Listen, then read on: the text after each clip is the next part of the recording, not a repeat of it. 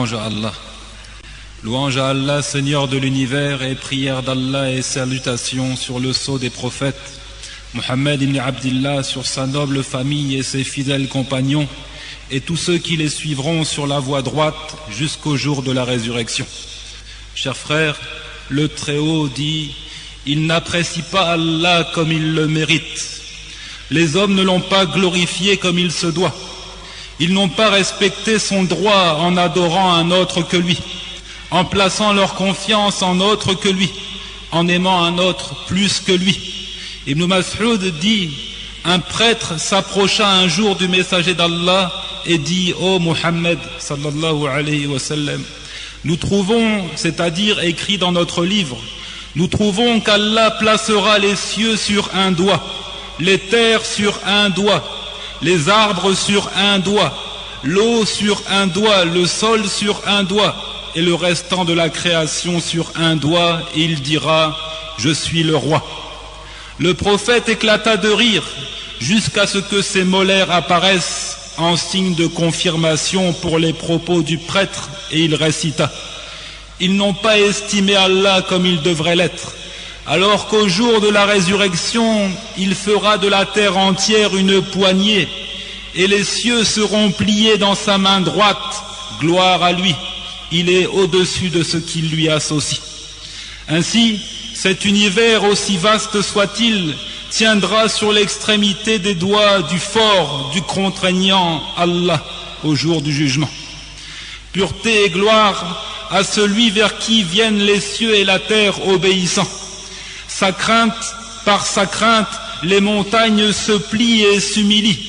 À son rappel, les yeux débordent de larmes. Son adoration est ennoblissante. Se rabaisser devant lui est une force et signe d'intelligence. Laisser apparaître la pauvreté et exprimer sa dépendance vis-à-vis de lui est une véritable richesse. Pureté et gloire à celui dont le savoir embrasse toutes choses, qui examine les intentions, qui connaît le devenir des entreprises, qui connaît la trahison des yeux et ce que cachent les poitrines, qui connaît les pensées les plus secrètes. Il n'y a rien qui lui ressemble, et c'est lui l'audient, le clairvoyant. Il commence la création et il la reprend tout aisément. Il fait se dresser les êtres pour ensuite les faire disparaître. Il fait ce que bon lui semble, il n'a pas créé en vain. Lorsque Moïse et Haroun entrèrent auprès du cerveau de la mécréance, Pharaon, ils ressentirent alors de la peur et il leur dit: ne craignez rien, je suis avec vous, j'entends et je vois. Et lorsque notre prophète sallallahu alayhi wa sallam se réfugia dans la grotte avec le véridique et que les infidèles les eurent cernés de toutes parts, il rassura son compagnon en disant: ne t'attriste pas, Allah est avec nous.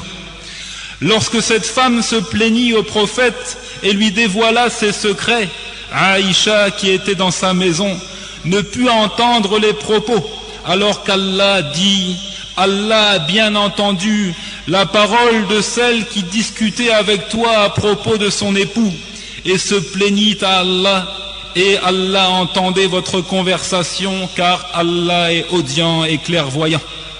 Et lorsque Aïcha et Hafsa se réunirent pour discuter du messager et que certains de ses secrets furent dévoilés, le connaisseur du cachet révéla alors: lorsque le prophète confia un secret à l'une de ses épouses et qu'elle l'eut divulgué, et qu'Allah l'en eut informé, celui-ci en fit connaître une partie et passa sur une autre.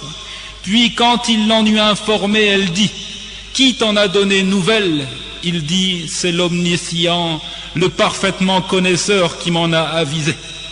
Et Allah est véridique en sa parole, c'est lui qui détient les clés de l'inconnaissable.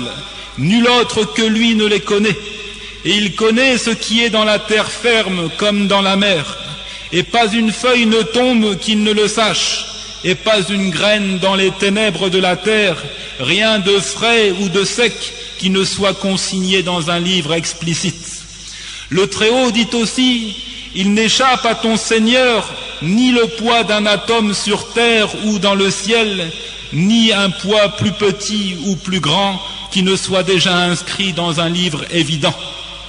Pureté et gloire à celui qui sait ce qui était et ce qui sera, et ce qui n'est pas, s'il était, comment il serait. Son savoir embrasse toutes choses, peu importe que nous élevions la voix ou que nous murmurions en secret, pour lui rien n'est caché. Il dit, sont égaux pour lui celui parmi vous qui tient secrète sa parole et celui qui la divulgue, celui qui se cache la nuit comme celui qui se montre au grand jour. Les pensées restent cachées à un ange rapproché, elles restent cachées à un prophète messager, un érudit, même à un diable banni, mais elles sont dévoilées au connaisseur de l'invisible, Allah. Le fœtus, lui, est recouvert de 3 ténèbres dans le ventre de la mère. Nul ne sait s'il vivra ou s'il mourra, s'il est de sexe masculin ou féminin, s'il sera heureux ici-bas ou malheureux, combien de temps il vivra, quelle sera sa part de provision, finira-t-il dans le paradis ou plutôt dans l'enfer? Nul ne le sait, alors que le parfaitement connaisseur, Allah, sait bien tout cela. Pureté et gloire à celui qui connaît où et quand descend la goutte d'eau, où et quand tombe la feuille d'arbre. Rien ne se produit sans sa volonté, nul ne peut repousser son décret. Il dit, votre Seigneur, c'est Allah, qui a créé les cieux et la terre en 6 jours, puis s'est établi sur le trône. Il couvre le jour de la nuit, qui poursuit celui-ci sans arrêt. Il a créé le soleil, la lune et les étoiles soumis à son commandement. La création et le commandement n'appartiennent qu'à lui. Toute gloire à Allah, Seigneur de l'univers. Al-Bayhaqi rapporte de Ibn Mas'ud qu'il dit, la distance séparant le premier ciel du deuxième est de 500 ans de cheminement. Et entre chaque ciel et le suivant, il y a 500 ans. La distance séparant le 7e ciel du repose-pied est de 500 ans. La distance séparant le repose-pied de l'eau est de 500 ans. Le trône est au-dessus de l'eau et Allah est au-dessus du trône et aucune de vos actions ne lui échappe. Installé sur son trône, il surveille ainsi la création. Les regards ne peuvent l'atteindre, cependant qu'il saisit tous les regards et il est le doux, le parfaitement connaisseur. Chers frères, glorifiez donc Allah. Le glorifier et se faire une idée juste de lui nous mènera nécessairement à le craindre et à œuvrer pour son agrément.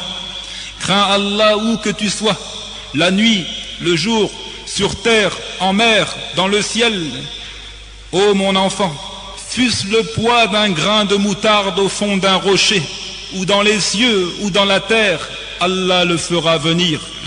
Celui donc qui pêche et néglige les prescriptions divines, celui-là est l'insouciant qui ne surveille pas Allah et qui ne l'estime pas à sa juste valeur, alors qu'Allah le voit parfaitement où qu'il soit.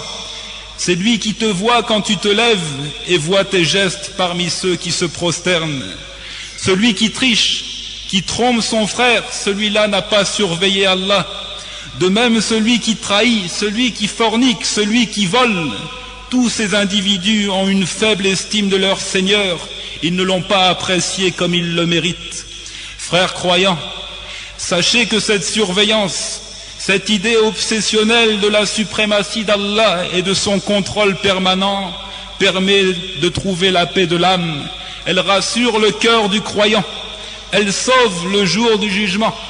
Et quant à celui qui craint les gens plus qu'Allah et qui se méfie du regard des hommes sans se soucier du regard d'Allah, celui-là connaîtra le regret, le jour où le regret ne profite en rien. Et dans le récit que le prophète sallallahu alayhi wa sallam dit, des gens viendront au jour de la résurrection avec des bonnes œuvres comparables à des montagnes. Allah en fera de la poussière éparpillée. Abu Umam a dit, qui sont-ils, ô messager d'Allah? Décris-les-nous, il se peut que nous soyons des leurs sans le savoir.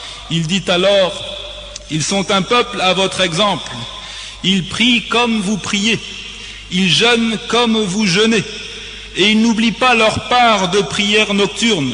Cependant, s'ils s'isolent avec les interdits d'Allah, ils les commettent. S'ils s'isolent avec les interdits d'Allah, ils les commettent.